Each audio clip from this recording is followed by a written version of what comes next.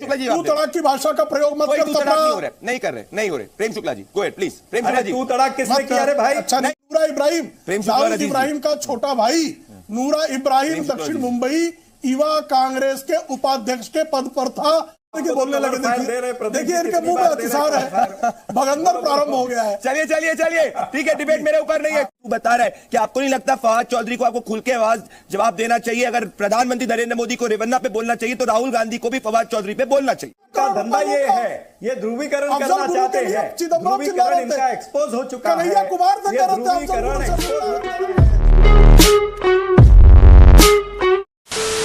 नमस्कार दोस्तों, स्वागत है आपका एक नए जोरदार धमाकेदार डिबेट वीडियो में। भारत में कांग्रेस की सरकार हो, ये पाकिस्तान के लिए कितना फायदेमंद और कितना अच्छा रहता है दोस्तों, ये तो आपको 10 सालों में पता चल ही गया होगा। लेकिन कांग्रेस ही ये है कि इन्हें क्या कहे, ये इतने चप्पल चाट है, ये कुछ मानने को तैयार नहीं होते हैं। अब लेटेस्ट एग्जाम्पल ये है कि कांग्रेस कुछ ऐसा जता रही है अपने आप को कि वो बहुत कुछ उखाड़ने वाली है इलेक्शन में, और पाकिस्तान को भी ये भ्रम हो गया है, और पाकिस्तान में भ्रम की वजह से दुआएं मांगी जा रही है। और उनका जो पूर्व प्राइम मिनिस्टर इमरान खान था, उसका जो मंत्री है फवाद चौधरी, पूर्व साइंस एंड टेक्नोलॉजी का मंत्री था, वो भी इनके समर्थन में ट्वीट किया जा रहा है। तो दोस्तों उन्होंने तो ट्वीट कर दिया, लेकिन इनका काम होता है खंडन करना, इससे हमें कोई लेना देना नहीं। लेकिन कांग्रेस ही ये कुछ कहेंगे नहीं, ना कुछ करेंगी। तो दोस्तों इसी पर यह डिबेट है। डिबेट में आप देखोगे प्रेम शुक्ला जी इनके ऐसे ऐसे राज खोल रहे हैं दोस्तों, जो मुझे भी पता नहीं था और आपको भी शायद पता नहीं होगा, इसलिए ये डिबेट वीडियो आपको देखना बनता ही है। ऐसे ऐसे बड़े जबरदस्त राज है कि अंडरवर्ल्ड से भी इनके ऐसे ऐसे साठगांठ है, टेररिस्ट आतंकवादी से भी इनके बड़े बड़े साठगांठ है। और जो आरडीएस का इल्जाम लगाते हैं, इनका भी तो अच्छे से पोल खोल प्रेम शुक्ला जी ने किया है, और ये तो बहुत अच्छी तरह से उजागर हुआ है। जो ये अपना बालाकोट और ये जो भी इंसिडेंट हुआ था, इसकी पूरी जानकारी दी गई, लेकिन फिर भी कांग्रेसी चिल्लम चोट करते हैं और झूठा विलाप करते रहते हैं। तो दोस्तों डिबेट बड़ी जोरदार है, आपको पूर्ण आना रहेगा। आपने फवाद चौधरी के बारे में, पाकिस्तान के बारे में मुझसे पूछा, मैं पार्टी का राष्ट्रीय प्रवक्ता हूं, आपने कहा ना जी, तो मैं राष्ट्रीय प्रवक्ता अगर बोल रहा था, वो पार्टी का स्टैंड ही बोल रहा है, तो इससे ज्यादा आपको क्या चाहिए? ये एक चीज। दूसरी चीज, बीजेपी के प्रवक्ता जब बात कर रहे थे तब मुझे याद आ रहा था, और आपने भी अभी कहा कि देश की जनता जो है वो राष्ट्रवाद को प्राथमिकता देती है। निश्चित रूप से राष्ट्रवाद मेरी भी प्राथमिकता, मेरी पार्टी की भी प्राथमिकता है, लेकिन उस राष्ट्रवाद का क्या करें जो सत्यपाल मलिक ने बताया था कि जब पुलवामा अटैक हुआ, उन्होंने नरेंद्र मोदी जी से बात कही और उन्होंने खुलेआम कहा कि ये हमारी गलती की वजह से हुआ, ये हमारे इंटेलिजेंस फेलियर की वजह से हुआ, ये इसलिए हुआ क्योंकि हमने उनको हेलीकॉप्टर नहीं प्रोवाइड किए, ये हमारी गलती है। ये सत्यपाल मलिक ने देश के प्रधानमंत्री से कहा, लेकिन देश के प्रधानमंत्री ने उनको चुप करा दिया। और उसके बाद में आज ये 400 सीटें पार की बात करते हैं। 400 किलो आरडीएक्स कहां से आया, क्यों आया, ये पता नहीं लगा पाए नरेंद्र मोदी आज तक, इतने साल हो गए, और 400 सीटें कहां से लानी है ये पता लगा लिया इन्होंने। तो इस तरह का फर्जी राष्ट्रवाद जो है ना बीजेपी का, ये देश की जनता जानती है कि समय आने पर ये अपना राष्ट्रवाद लाते हैं और अपनी वोटों की खेती करके निकल जाते हैं। इन्हें कहिए कि देश के मुद्दों पर आए। देखिए, फवाद चौधरी के बॉस इमरान खान को नोबेल पुरस्कार देने की मांग कांग्रेस ही करते हैं और एंट्री हम करा रहे हैं। गजब है भाई, ये दोहरे मानदंड गजब के हैं। अभी आपको प्रदीप जी बता रहा हूं मैं, इंडी अलायंस के एक घटक दल ने इस बार घोषणा पत्र जारी किया है कि अगर हम सरकार में आएंगे तो भारत के परमाणु हथियारों को हम खत्म कर देंगे। किसने कहा है? इंडी अलायंस के एक घटक दल का यह घोषणा पत्र है। और आप याद कर लीजिए प्रदीप जी, 1998 में जब आदरणीय अटल बिहारी वाजपेयी जी के नेतृत्व में भारत की सरकार ने पोखरण में परमाणु परीक्षण किया था, तो श्रीमती सोनिया गांधी ने उसका विरोध किया था। श्रीमती सोनिया गांधी परमाणु हथियार का विरोध 1998 में करती है, और 2024 में सीपीएम अपने घोषणा पत्र में कहता है, और यही लोग जब चीन परमाणु शस्त्र बनाता है तो चीन का स्वागत करते हैं।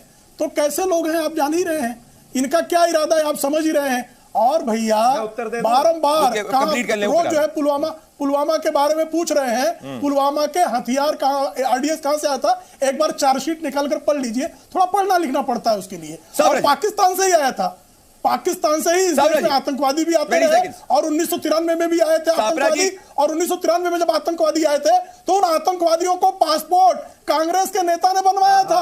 याद है कि नहीं?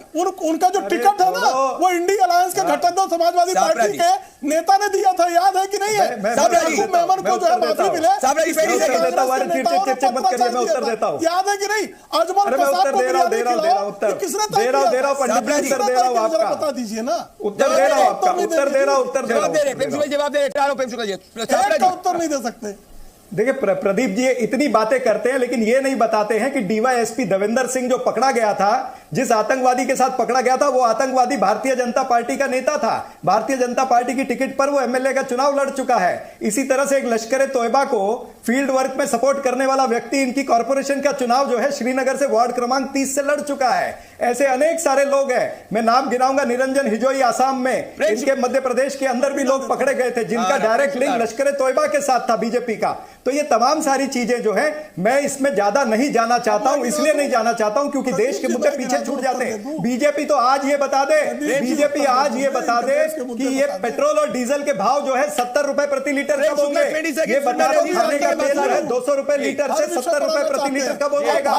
ये बताइए जो कपड़ों पे जीएसटी लग रही है, जीवन आवश्यक वस्तुओं पे जीएसटी लग रही है, वो जीएसटी कब कम होगी। ये बताइए कि किसानों के औजार पर जो जीएसटी नहीं, उनका इनको कहिए जो किसानों कोई सवाल कौन सा सवाल पूछा मेरी समझ के बाहर। अरे सवाल पूछने का मेरा काम है, दोनों प्रवक्ता एक दूसरे से सवाल पूछ रहे हैं। क्या दोनों प्रवक्ता एक दूसरे से सवाल नहीं है कर रहे हैं।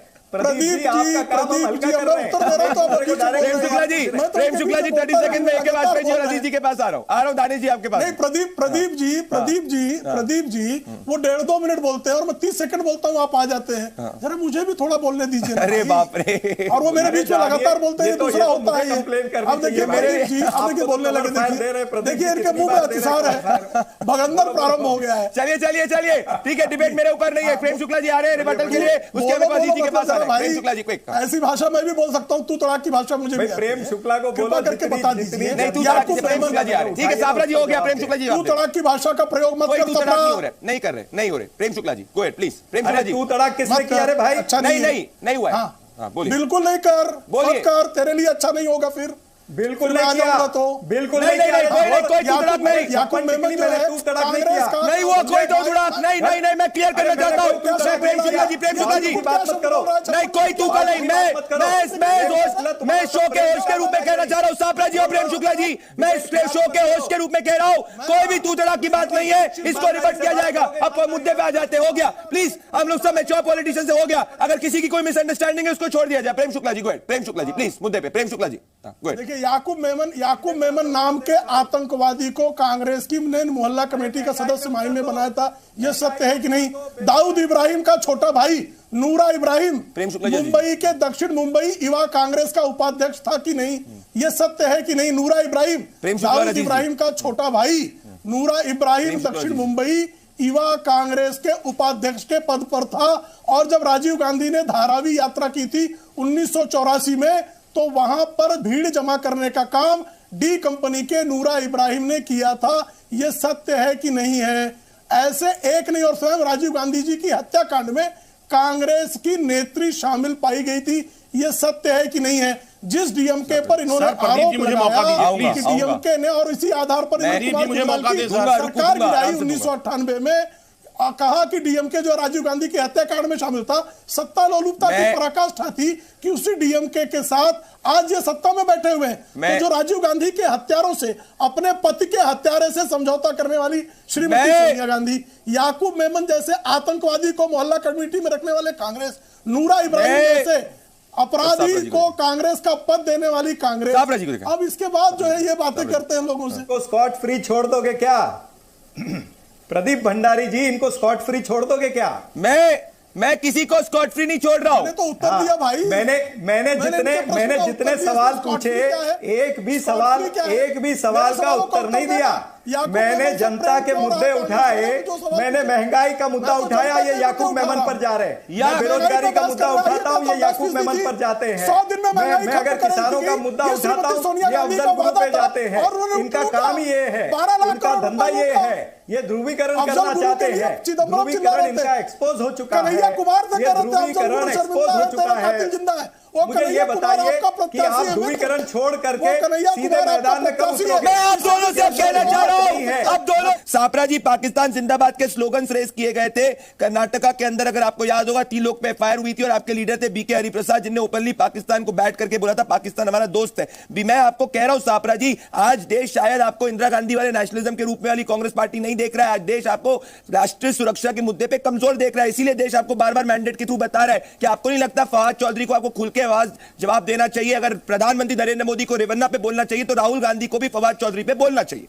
नहीं, मैं तो खुल के बोल ही रहा हूं ना, मैं भी तो कांग्रेस पार्टी का प्रवक्ता हूं। मुझे तो आपकी बात समझ ही नहीं आ रही, आपको मतलब मेरी बातों पे विश्वास नहीं आपकी बात है तो मैं उठ जाऊं क्या इस डिबेट में से? इस तरह से बोलते हैं क्या? सुनिए, अब दूसरी बात, वाजपेयी साहब ने अभी एक बहुत अच्छी बात की कि इतिहास गवाह होता है, इतिहास से चीजें मिटाई नहीं जाती है। तो इतिहास ये भी कहता है कि फजलुल हक के साथ 1942 में 44 में ये भारतीय जनता पार्टी की जो विचारधारा ना, यही विचारधारा हिंदू महासभा की थी ना, वहीं से आए हैं। हिंदू महासभा आरएसएस ने तब जाकर के मुस्लिम लीग के साथ में सरकार बनाई थी, और ये टू नेशन थ्योरी जो आई थी भारत और पाकिस्तान की, ये फजलुल हक ने निकाली थी, और उसका समर्थन तभी के इनकी विचारधारा के नेताओं ने किया था। इनके नेताओं ने महात्मा गांधी की क्विट इंडिया मूवमेंट का विरोध किया। कांग्रेस सुप्रीम कोर्ट सर्टिफाइड झूठों की पार्टी है। मोहम्मद अली जिन्ना कांग्रेस के थे, वो मुस्लिम लीग में थे।